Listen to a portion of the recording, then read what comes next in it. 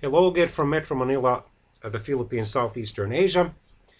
Here is a selective timeline of news related to the Second World War, for its first full month, official month, September 1939. So the war broke out at first between Germany and Poland on Friday, September the 1st, 1939. It began at 4:44 a.m. local time in the morning when the SMS Schleswig-Holstein, which was a battleship, German battleship, which had supposedly, for a courtesy visit, arrived to Danzig some days before, opened fire on a Polish garrison in Westerplatte. The Luftwaffe, or German Air Force, began bombing raids on airfields, ships, and troops. And then the Battle of the Border began in Poland. The Slovak Republic began a limited invasion of disputed Polish territories, meeting little resistance. Hitler broadcast his declaration of war to the Wehrmacht, or the German army, at 5:40 a.m. The Polish state has refused the peaceful settlement of relations which I desired and appealed to arms, Hitler declared. In order to put an end to this lunacy, or craziness, I have no other choice than to meet force with force from now on. The German army will fight the battle for the honor and the vital rights of a newborn Germany with hard determination. Again, Hitler's fake news.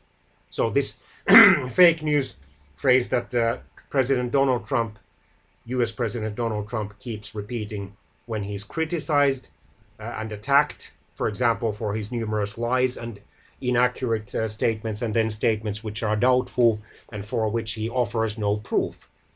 This fake news is déjà vu, or already seen. It has existed in various forms for thousands of years. The Polish president, Mr. Ignacy Mościcki, declared a state of emergency. The Italian fascist dictator Benito Mussolini orders his ambassador in Berlin to ask for a telegram releasing Italy from any obligation to participate in the war. At 9:40 a.m., Hitler obliged with a cordial telegram saying that he did not expect to need Italy's military support in these circumstances. Italy only officially entered the war on the side of Germany in June 1940, when it was able to occupy a small portion of southeastern France, following France's disastrous military defeat in the northeast and north of the country to Germany. Polish personnel defended the Polish post office in Danzig against superior German forces for about 15 hours before surrendering. Sadly, all of the defenders who survived were executed later. Polish ships took minor damage in the Battle of the Danzig Bay. US President Franklin Roosevelt said in a news conference or press conference that every effort would be made by his administration to stay out of the war. I think he declared, "I have seen war and I hate war." He spoke with a New England accent. British Prime Minister Neville Chamberlain appeared before the House of Commons shortly after 6 p.m. "It now only remains for us to set our teeth and to enter upon this struggle, which we ourselves earnestly endeavoured to avoid, with determination to see it through to the end. We shall enter it with a clear conscience, with the support of the Dominions and the British Empire, and the moral approval of the greater part of the world." At 9 p.m., British Ambassador to Germany, Sir Neville Henderson, handed an ultimatum to the German Foreign Minister Joachim von Ribbentrop. It declared that unless British government received satisfactory assurances that Germany was prepared to withdraw from Polish territory, His Majesty's government will without hesitation fulfill their obligation to Poland. In other words, Britain would declare war on Germany. On September the 2nd, 1939, which was Saturday, the state of emergency in Poland was upgraded to a state of war. The Polish army conducted the raid on Fraustadt, a military raid carried out by the Polish army, Polish forces attacked Wehrmacht positions in and around the town of Fraustadt in the province of Silesia. Now it's called Schowa in Poland. Casualties and losses on both sides were unknown.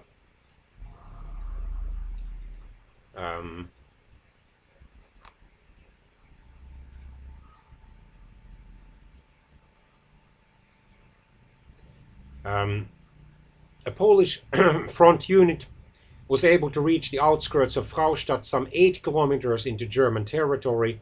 However, the town itself was not seized.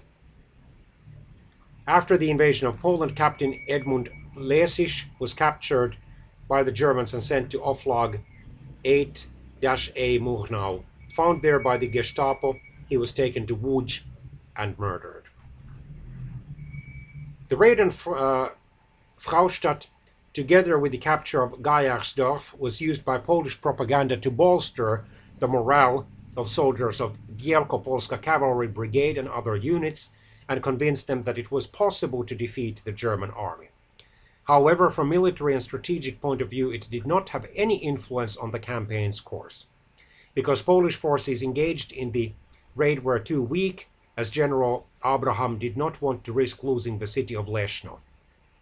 However, the raid is still commemorated by a monument along the road to Leszno. Okay, we go on. The Battle of Borowa Góra began in Poland. Italy proposed a peace conference between Germany, Italy, Britain, France and Poland to address the Danzig Polish crisis. French Prime Minister Edouard Daladier basically said that France would have to declare war on Germany. Ireland declared neutrality in the war as well as a state of emergency.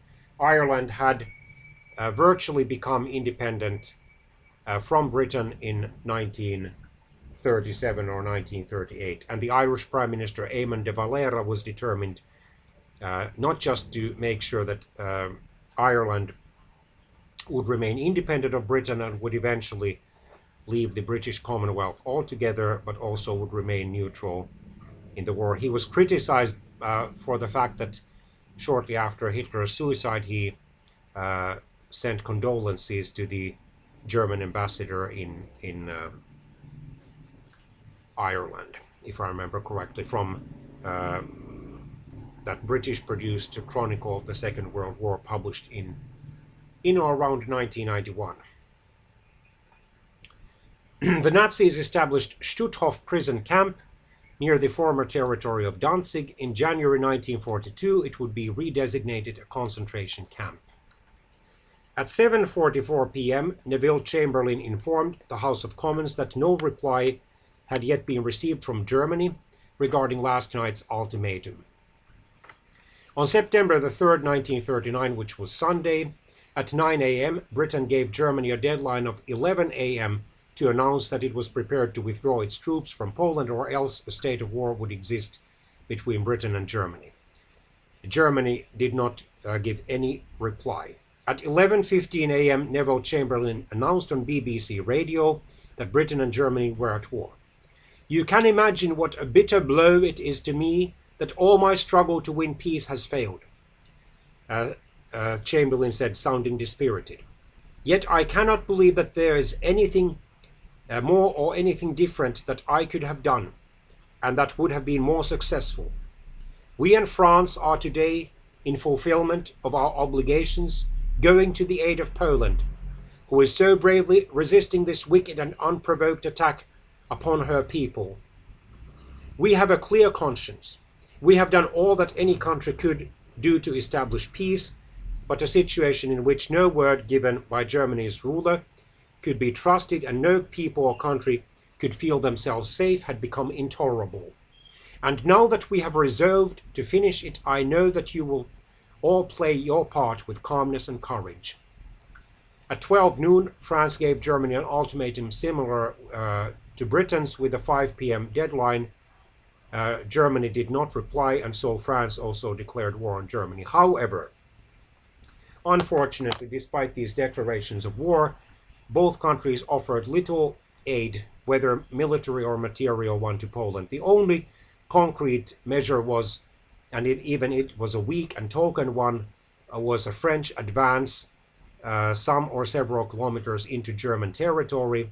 However, when the French forces encountered the German defense line, they decided not to try to attack it. And this did not certainly do anything to help Poland's beleaguered, albeit brave, army.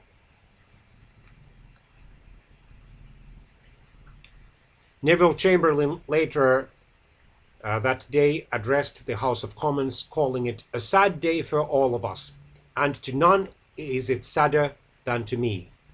Everything that I have worked for, everything that I have hoped for, everything that I have believed in during my public life has crashed into ruins. Winston Churchill, who had been a prominent critic of the appeasement policy inside the Conservative Party, agreed that it was a sad day, but said, "At the present time, there is another note which may be present, and that is a feeling of thankfulness that, if these great trials were to come upon our island, there is a generation of Britons here now ready to prove itself not worthy of the days of yore, and not unworthy of those great men, the fathers of our land, who laid the foundations of our laws and shaped the greatness of our country. This is not a question of fighting for Danzig or fighting for Poland. We are fighting to save the whole world from the pestilence of Nazi tyranny, and in defense of all that is most sacred to man." US President Franklin D. Roosevelt, in his famous radio speech called Fireside Chat, said, "At this moment there is being prepared a proclamation of American neutrality. I hope the United States will keep out of this war. I believe that it will. And I give you assurance and reassurance that every effort of your government will be directed toward that end." Well, cynics, of course, would say that Franklin Roosevelt was lying to the American people, so publishing fake news, because he must have been realistic enough to understand that should the war escalate further, sooner or later Britain and France would do what they did during the First World War and call on the United States to help them defeat Germany and its allies. Be that as it may have been that Franklin Roosevelt sincerely expressed his desire that the United States could keep out of the war, but deep down inside he must have prepared for the possibility that eventually it would have to enter the war, and officially it did so in early December 1941, after the Japanese Air Forces, or units of the Japanese Air Force, attacked the US naval base in Pearl Harbor, Hawaii. The massacre of ethnic Germans, known as Bloody Sunday, took place in Bydgoszcz, southwestern Poland. At 6 p.m., George V, the British king, addressed the British Empire by radio. "For the second time in the lives of most of us, we are at war. Over and over again we have tried to find a peaceful way out of the differences between ourselves and those who are now our enemies. But it has been in vain. The task will be hard. There may be dark days ahead, and war is no longer confined to the battlefield, but we can only do the right as we see the right and reverently commend our cause to God. If one and all be resolutely faithful today, ready for whatever service and sacrifice it may demand, with God's help we shall prevail." The 3-day Battle of Grudziądz in northern Poland ended with Polish withdrawal from the city. The passenger liner SS Athenia was torpedoed and sunk in the western approaches by the German submarine U-30, the first British ship sunk by the Kriegsmarine, or German War Navy, in the Second World War. 128 civilian passengers and crew were killed. On September the 4th, 1939, which was a Monday, Winston Churchill accepted Neville Chamberlain's offer to join his war cabinet as First Lord of the Admiralty, or in effect Navy Minister. He now held the same position as he had held at the outbreak of the First World War. 15 Blenheims and 14 Wellingtons conducted a bombing raid on German warships at Wilhelmshaven and Brunsbüttel. The German cruiser Emden was damaged, but 7 bombers were shot down. The 4-day Battle of Pszczyna in Poland ended in German victory. The Battle of Różan began in Poland. Egypt broke off diplomatic relations with Germany. On September the 5th, which was Tuesday, the 5-day Battle of Tuchola Forest in northern Poland ended in German victory. The Battle of Piotrków Trybunalski began. The United States officially declared neutrality in the European War. On September the 6th, 1939, which was Wednesday, the battles of Borowa Góra and Różan ended in German victories in Poland. The German army occupied Kraków in southern Poland. The Battle of Piotrków Trybunalski ended in a rare Polish defensive victory. South Africa declared war on Germany. On September the 7th, 1939, which was Thursday, the Battle of Westerplatte ended with the surrender of the Polish garrison. However, the Poles had fought very bravely, or most of them anyway, against a much larger German force. The Battle of Łomża in Poland began. Marshal Edward Rydz-Śmigły moved the Polish army headquarters from Warsaw to Brest-Litovsk, now called simply Brest, in the current Belarus or White Russia. In the Saar offensive, the French army began a ground operation in the Saarland against light German defenses, and the Battle of Wisna began in Poland. On September the 8th, 1939, German troops reached the suburbs of Warsaw, the Polish capital. The Battle of Gdynia began on the southern Baltic coast of Poland. The Polish army conducted a successful delaying action in the Battle of Wola Cyrysowa. President Roosevelt declared a limited national emergency. Increases were ordered in the U.S. Army's enlisted strength, Navy, and National Guard. Also, a $500,000 fund was allocated to assist in the return of American citizens stranded in war zones. On September the 9th, 1939, which was the second Saturday of the official timeline of the Second World War, the German army occupied Łódź in Poland. The battles of the Bzura in northern Poland and of the Hel Peninsula on the northern Polish coast began. Canadian Parliament approved the Liberal Mackenzie King government's decision to declare war on Germany. On September the 10th, 1939, which was Sunday, the battles of Jarosław and Kępa Oksywska began in Poland. The 4-day Battle of Łomża ended when the Polish army withdrew. Off the coast of Norway, the British submarine HMS Oxley was mistaken for an enemy by HMS Triton and sunk. There were only 2 survivors. Wilhelm Fritz von Röttig, 51, was the first German general to die in the Second World War. He was, according to Wikipedia, ambushed by Polish troops near Opoczno. On September the 11th, 1939, which was Monday, the battles of Kałuszyn and Przemyśl in Poland began. The Battle of Jarosław ended with a successful Polish delaying action.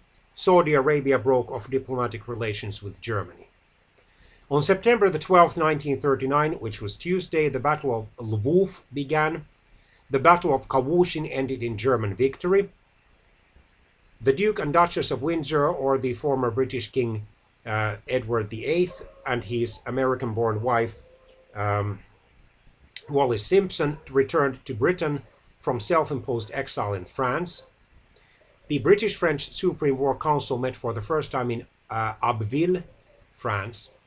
Canada introduced its first war budget. On September the 13th, 1939, which was Wednesday, the Battle of Modlin began. The French Prime Minister Edouard Daladier formed his war cabinet.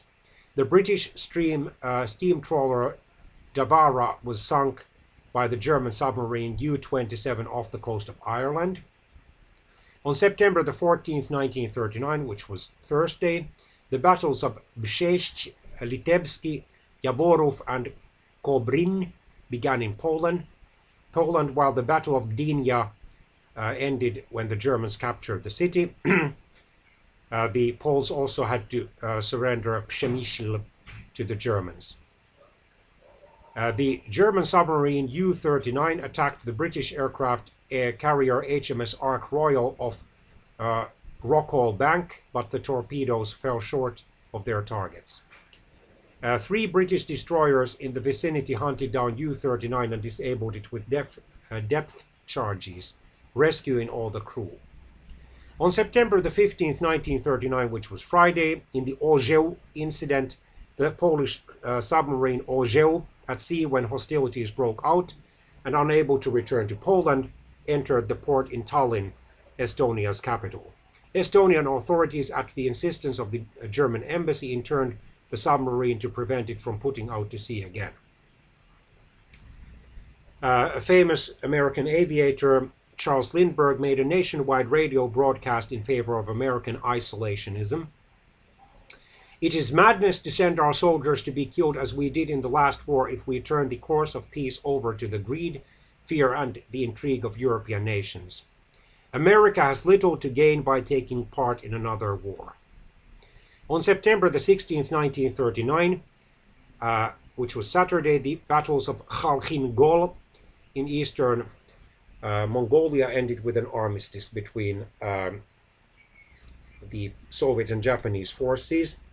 The Battle of Jaworów ended in Polish victory, which, however, given the campaign's overall course, was indecisive. The Zag offensive ended with an unforced French withdrawal after operations failed to divert any German troops from Poland. The British steam trawler Rudyard Kipling was sunk off the west coast of Ireland by the German submarine U-27. On September the 17th, 1939, which was Sunday, the Soviet Union invaded Poland from the east, encountering light resistance. The beleaguered Polish army's commander-in-chief Edward Śmigły-Ridge had told the Polish forces stationed in the country's eastern regions not to resist the Soviets, but some still did. Poland's leadership fled across the country's southeasternmost border to Romania, where they were interned. The Battle of Brzezcz-Litewski ended in German victory. The Battle of Changsha began in the Second Sino-Chinese-Japanese War. The British aircraft carrier HMS Courageous was sunk off the coast of Ireland by German submarine U-29. On September the 18th, 1939, which was Monday, the Battle of Stomaszów, Lubelski, and Vilno began. Vilno is now called Vilnius and is Lithuania's capital. The Battle of Kobrin ended inconclusively. The city of Lublin in Poland fell to the Germans. The Polish submarine Orzeł escaped from internment at Tallinn and began a perilous 27-day voyage to Scotland. William Joyce, who was an American-born Nazi, began making English-language radio propaganda broadcasts over German radio to Britain. He would announce, "Germany calling," and he was nicknamed Lord Haw Haw. On September the 19th, 1939, which was Tuesday, the Battle of Vilna ended with the city's Soviet capture. The battles of the Bzura and Kępa Oksywska ended in German victories. The Red Army joined the Battle of Lwów. The Battle of Wólka Węglowa was fought, resulting in Polish tactical victory. Hitler entered the former free city of Danzig and gave a speech denouncing the Polish government and warning Britain that Germany would never capitulate even if the war lasted years. And this was the man who supposedly offered peace. How genuinely he offered, I don't know. On September the 20th, 1939, which was Wednesday, the Polish army Kraków surrendered in the Battle of Tomaszów-Lubelski. The German submarine U-27 was sunk by British destroyers west of Scotland.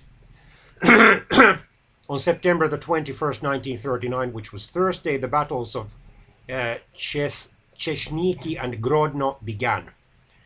Mr. Reinhard Heydrich met police and security officials in Berlin and ordered that Germany's Jews and Romani, or Gypsies, be transferred to Poland using freight cars.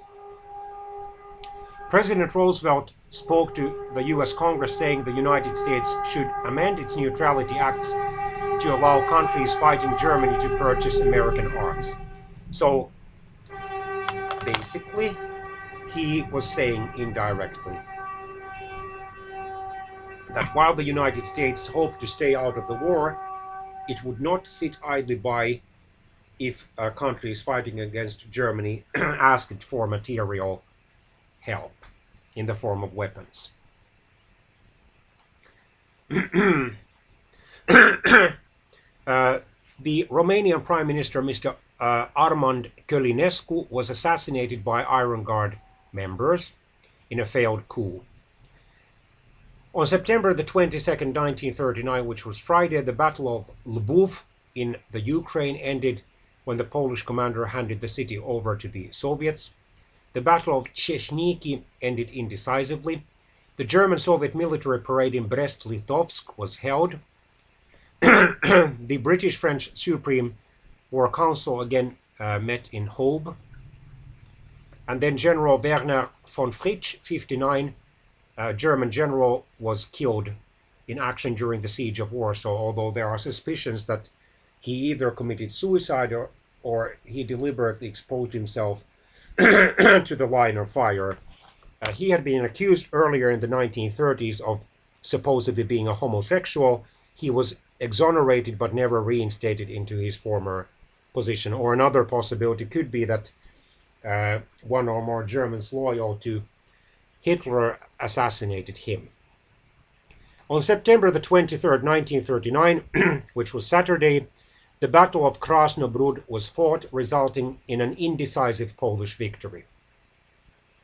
The Panama Conference began with 21 countries of the northern, central, and southern parts of the Americas in attendance. German submarine U-54 was commissioned. On September the 24th, 1939, which was Sunday, the Luftwaffe, or German Air Force, bombed Warsaw for the first time, reducing entire streets to rubble and causing widespread fires.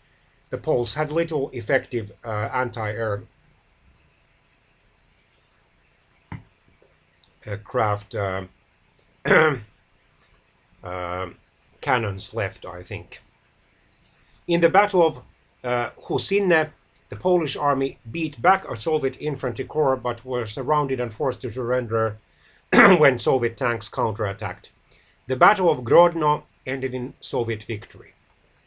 On September the 25th, 1939, which was Monday, Hitler issued Directive Number 4, finishing the war in Poland. The British began laying anti-submarine mines in the Strait of Dover between Britain and France. On September the 26th, 1939, which was Tuesday, the Battle of Tomaszów-Lubelski ended with the capitulation of most Polish forces. Werner von Fritsch was given a funeral with full military honors in Berlin. Hitler was not present. A Luftwaffe aircraft was shot down by the British for the first time north of the Fischer Bank. The French Communist Party and all of its affiliates were banned. The French government took the action in response to the Soviet Union's invasion of Poland and pact with Germany. On September the 27th, 1939, or Wednesday, the Battle of Władysław was fought, resulting in Soviet victory. The first Polish resistance movement, the Service for Poland's Victory, was created. The British Chancellor of the Exchequer, or Finance Minister, Sir John Simon, introduced an emergency war budget, raising income taxes, inheritance taxes, profits, taxes, and duties on alcohol, sugar, and tobacco. The Reich Main Security Office was created under the command of SS Chairman Heinrich Himmler. On September the 28th, 1939, or Thursday, the siege of Warsaw ended after 20 days when the Polish garrison capitulated to the Germans. The Battle of Shatsk or Shak was fought, resulting in a tactical Polish victory over the Soviets. Germany and the Soviet Union signed the German-Soviet Frontier Treaty, amending a secret clause in the Molotov-Ribbentrop Pact. The Soviet-Estonia Mutual Assistance Treaty, forced on the Estonians by the Soviet dictator Joseph Stalin, who threatened to unleash an invasion of Estonia by the Soviet army, was signed in Moscow. That treaty allowed the Soviet army to place thousands of soldiers in Estonia's military bases, effectively ending Estonia's first independence. On September the 29th, 1939, which was Friday, the Battle of Modlin ended when Modlin Fortress capitulated to the Germans. The battles of Parchev, Jablonsk, and Milanów between the Polish army and the Red Army began, and Estonia signed an agreement with the Soviet Union allowing the Soviets to establish naval and air bases within Estonia's borders. On September the 30th, 1939, which was Saturday, the battles of Parchev, Jablonsk, and Milanów ended in a tactical Polish victory, but indecisive, given the fact that Poland was effectively already defeated. The Polish government in exile was established in Paris.